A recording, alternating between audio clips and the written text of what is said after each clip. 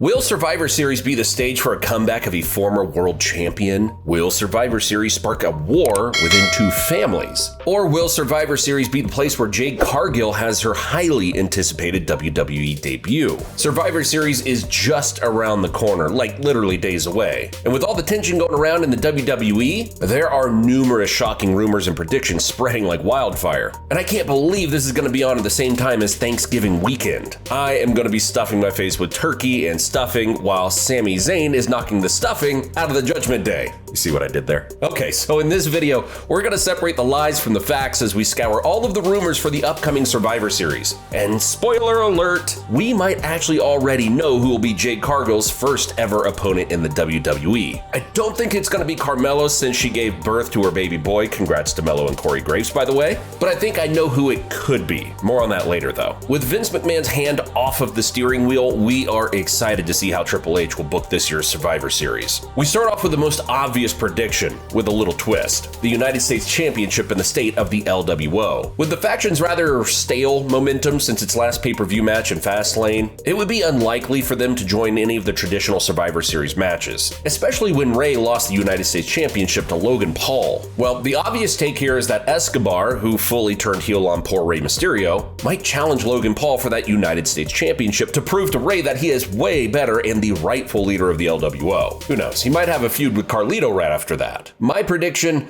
Escobar is going to have a match with Carlito, and the LWO will interfere with the match and will get Carlito disqualified, and Escobar will win by disqualification. Then Logan Paul will have a taped message on the Jumbotron laughing at the LWO and telling Rey to get his family in order. Now let's move on to the women's division. Rhea Ripley defended her title in a fatal five-way match at Crown Jewel against Raquel Rodriguez, Zoe Stark, Shayna Baszler, and Nia Jax. And well, even though it seems like the odds are against the champ, the company still wants Rhea to hold that title, especially with Judgment Day being the main villain of Raw. With Rhea holding the gold, she's gonna have to defend that title against the uprising women's superstar Zoe Stark. And I think it's obvious that Rhea's gonna retain the title, but what's more interesting is how it would end. Will we finally see Jade Cargill make her move after weeks of absence? Many fans have been smelling a Rhea Ripley-Jade Cargill clash at WrestleMania 40. Better keep an eye on that. My prediction: Rhea Ripley will beat Zoe Stark to retain her title, but Jade Cargill will help Zoe Stark whoop up on Rhea after the match. Dom will try to help, but will get his butt beat up by Stark and Cargill and will be sent crying all the way back to mommy. Speaking of women's matches, Becky Lynch has been spending some time elevating the women's division, elevating superstars into stardom. And who's the next star on her list? Xia Li. We could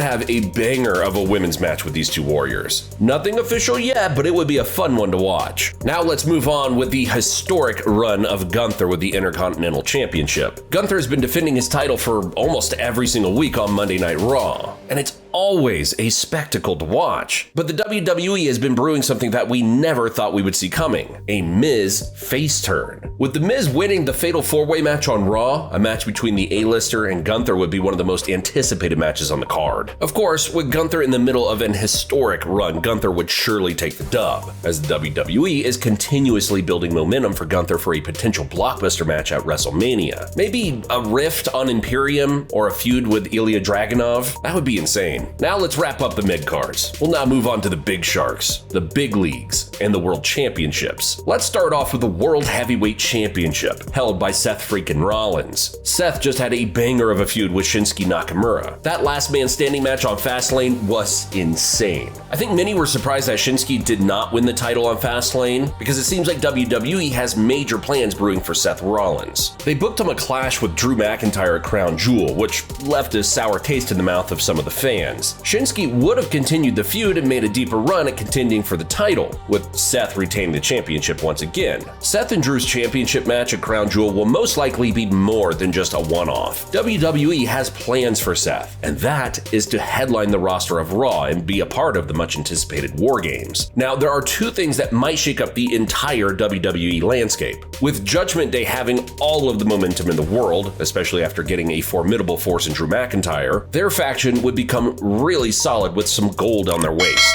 Not just the Tag Team Championship, but the World Heavyweight Championship. Who knows, maybe it's time for Damian Priest to cash in his Money in the Bank briefcase and make history as the first ever man to cash in the contract on a War Games match. That would be awesome, right? Plus, we won't have any major title changes on that card, so it would make a lot of sense. This second one's more crazy, but I know a lot of WWE fans wanted to see this coming. The Survivor Series will be in Chicago, Illinois, and we all know one Chicago native who wants to make a comeback in the WWE. With Shinsuke Nakamura teasing an opponent to challenge him and likely to have an open challenge at Survivor Series, we might hear that music pop, setting up a feud between two of the most talented wrestlers in the world, Shinsuke Nakamura and CM Punk. Imagine the war of words between those two. They would cut the most disgusting promos. And yes, I know that CM Punk is rumored to be signed with Impact Wrestling. He's also rumored to be the guy behind the Devil Mask in AEW and is still on their roster. But the truth is, no one knows, and I haven't seen anything official yet. While the location of Survivor Series being in Chicago seems to be the prime spot to get CM Punk's return to the WWE, it's looking like WrestleMania would be a better stage to make his reappearance. But either way, we will see a massive change in the WWE. One reason why the Survivor Series is special is that it perfectly sets up for the start of the road to WrestleMania, the annual Royal Rumble. With John Cena's short comeback in the WWE coming to an end now that the actor's strike is over, he left an endorsement, what some called the passing of the torch, to the hottest superstar right now in the WWE, with everybody saying LA Knight. LA Knight's momentum has gone overboard. No one thought he would be having a feud with the tribal chief himself this early. LA Knight stood his ground, being face to face with the tribal chief, and proved that he belongs in the same ring as the likes of Roman Reigns and John Cena. But we all knew that LA Knight wouldn't beat the tribal chief at Crown Jewel. But he did drive Roman to his limits and almost won the match. With John losing to Solo at Crown Jewel, we might see LA Knight avenging John's loss and challenging Solo to a one-on-one match. Triple H has been making the right decisions lately for the megastar,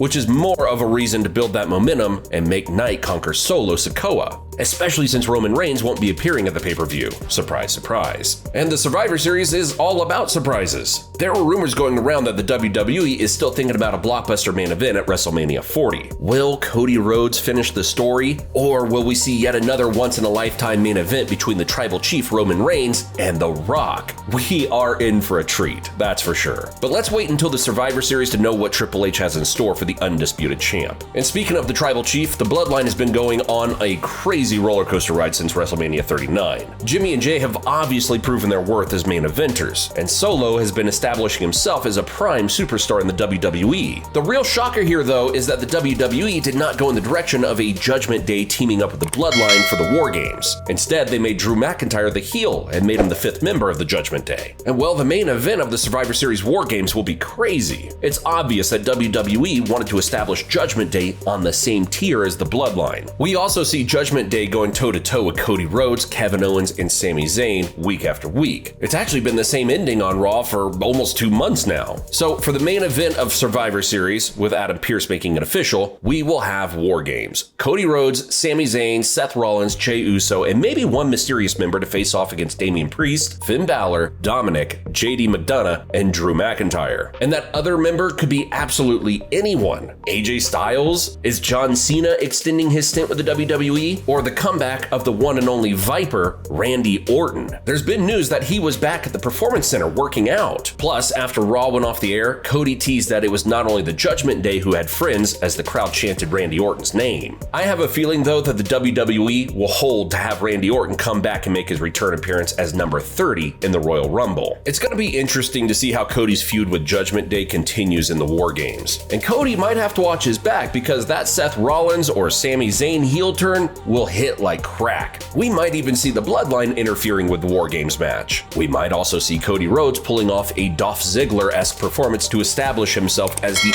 ultimate face. But what are your predictions for this year's Survivor Series? Which superstar could make a comeback? We'll find that out November 25th in Chicago. Let us know what you think will be the outcome of Survivor Series. Leave your comments below and don't forget to like and subscribe to our channel. Thanks for watching, and I'll see you in the next one.